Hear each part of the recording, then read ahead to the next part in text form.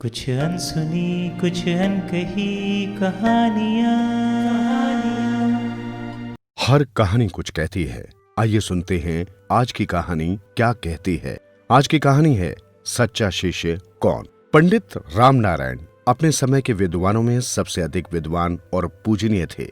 कंचनपुर के बाहरी जंगल में उन्होंने अपना आश्रम बनाया हुआ था, जिसमें दूर दूर से विद्यार्थी पढ़ने आते थे। पंडित जी के आश्रम में किसी प्रकार का भेदभाव या ऊंच नीच नहीं बरती जाती थी। चाहे राजा का बेटा हो या रंग का, सभी को समान रूप से शिक्षा दीक्षा दी जाती थी। पंडित जी के एक पुत्री थी जो तेजी से युवावस्था की ओर बढ़ रही थी। पंडित जी चाहते थे कि जल्दी से जल्दी योग्य वर ढूंढकर उसकी शादी कर दें और इस कर्ज से मुक्त हों। उनकी बेटी थी भी बड़ी सुशील और बुद्धिमान। पंडित जी ऐसा ही नेक और बुद्धिमान युवक उसके लिए ढूंढना चाहते थे। एक दिन पंडित रामनारायण के मन में विचार आया कि क्यों ना मैं अपने सभी शिष्यों की परीक्षा लूं। इन सब में जो भी सबसे अधिक बुद्धिमान होगा उसी से मैं अपनी बेटी की शादी करूंगा। दूसरे दिन पंडित जी ने अपने सभी शिष्यों को बुलाकर कहा, देखो बच्चों, मैं एक बहुत ही विकट स्थिति में फंस गया हूं। कैसी विकट स्थिति गुरुजी? भीमसेन नामक युवक ने पूछा। बात दरअसल यह है कि मेरी बेटी विवाह योग्य हो गई है और आज उसकी शादी के लिए मैंने कुछ भी बचाकर नहीं रखा। अब शीघ्र ही मुझे उसकी शादी करनी है, जिसके लिए वस्त्र और आभूषण चाहिए। इसमें चिंता की क्या बात है गुरुजी? एक सुंदर सा युवक अपने स्थान से उठकर बोला, मेरे पिता नगर सेठ हैं। आपके आदेश पर मैं हजारों स्वर्ण मुद्राएं आपके चरणों में लाकर डाल सकता हूँ। नहीं नहीं गुरुजी, आप मुझे आदेश दें। मैं इस राज्य का युवराज हूँ। आपके एक इशारे पर मैं आपके कदमों में हीरे मोती सोने चांदी के ढेर लगा दूंगा।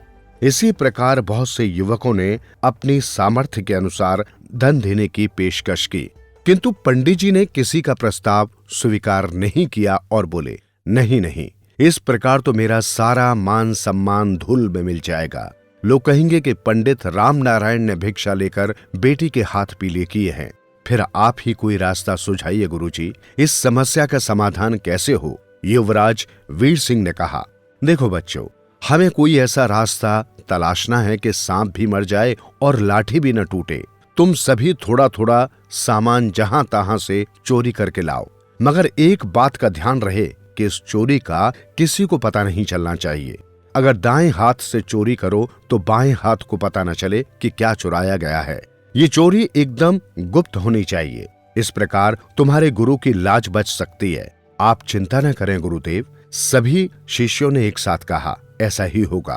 और फिर गुरुजी से आज्ञा लेकर सभी शिष्य अपने अपने धंधे में लग गए। जो भी शिष्य कोई वस्त्र या आभूषण चुरा कर लाता, उसे चुपचाप गुरुजी को दे देता। कुछ ही दिनों में गुरुजी के पास ढेरों चीजें एकत्रित हो गईं। हर शिष्य द्वारा चुरा कर लाई गई वस्तु गुरुजी अलग अलग रख रहे थे। कई दिन गुजर जाने के बाद गुरुजी ने देखा कि लगभग सभी बच्चे कोई न कोई चीज चुरा कर ले आए हैं। भीमसेन नामक युवक आज तक कोई चीज चुरा कर नहीं लाया। अतः एक दिन उन्होंने सभी विद्यार्थियों को एकत्रित किया और बोले, भीमसेन, हमारे हर शिष्य ने अपनी सामर्थ्य के अनुसार चोरी करके हमें कुछ न कुछ ला कर दिया है, मगर इतने दिन गुजर जाने के बाद भी तुम कोई वस्तु चुरा कर नहीं ला पाए। क्या तुम नहीं चाहते कि तुम्हारे गुरुजी की चिंता दूर हो? चाहता हूँ गुरुदेव, हृदय से चाहता हूँ। फिर तुम कोई चीज चुरा कर क्यों नहीं लाए? कैसे चुरा कर लाता गुरुदेव? आपकी आज्ञा ही ऐसी थी जिसने मुझे बार बार चोरी करने से रोका। क्या मतलब? पंडित रामनारायण ने पैनी नजरों से उसकी ओर देखने लगे। अन्य शिष्य भी चौंक कर उसकी ओर देखने लगे कि गुरुजी ने स्वयं चोरी करके लाने को कहा था। फिर ये किस आज्ञा की बात कर रहा है? गुरुजी भीमसेन ने कहा, आपने ही तो कहा था कि चोरी करके लानी है, लेकिन इस चोरी का किसी को पता न चले। यहाँ तक कि दायां हाथ चोरी करे तो बाएं हाथ को भी पता न चले। हाँ कहा था, मगर इसमें क्या परेशानी थी? गुरुदेव, आप ही ने तो हमें ये सबक सिखाया है कि हमारी आत्मा सब कुछ देखती है। फिर मैं अपनी आत्मा से इस चोरी को गुप्त कैसे रख सकता था? बस यही कारण है कि मैं आज तक कुछ भी चुरा कर नहीं ला सका। धन्य हो, तुम धन्य हो बेटे। पंडित रामनारायण ने शाबाशी से उसकी पीठ ठोककर सभी छात्रों के सामने उसे सीने से लगा लिया और बोले, तुम मेरे सच्चे शिष्य हो।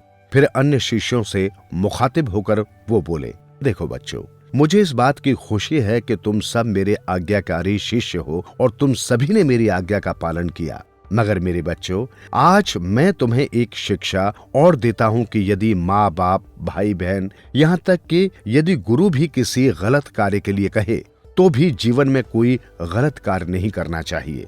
तुम लोगों की बुद्धि परीक्षा और अपनी पुत्री के लिए योग्य वर ढूंढने के लिए ही मैंने ये सब नाटक किया है। भीमसेन को मैं अपनी पुत्री के योग्य वर मानता हूँ। आशा है इस पाठ से तुम सभी ने एक नया सबक सीखा होगा। जाओ, अब जो जो वस्तु तुम जहां जहां से चोरी करके लाए हो, क्षमा मांगकर ये सभी वस्तुएं वापस कराओ। गुरुदेव, हम मानते हैं कि भाई भीमसेन हम सबसे योग्य है। हम इसे गुरु जमात के रूप में स्वीकार करते हैं। सभी शिष्यों ने एक स्वर में कहा और भीमसेन को कंधों पर उठाकर खुशी से नाचने गाने लगे। सुनते रहो दिल से यूं ही कहानियां। कहानियां आपकी, हमारी और सबकी, जो दिलों को छू लेती है। सुनते रहें कहानियां।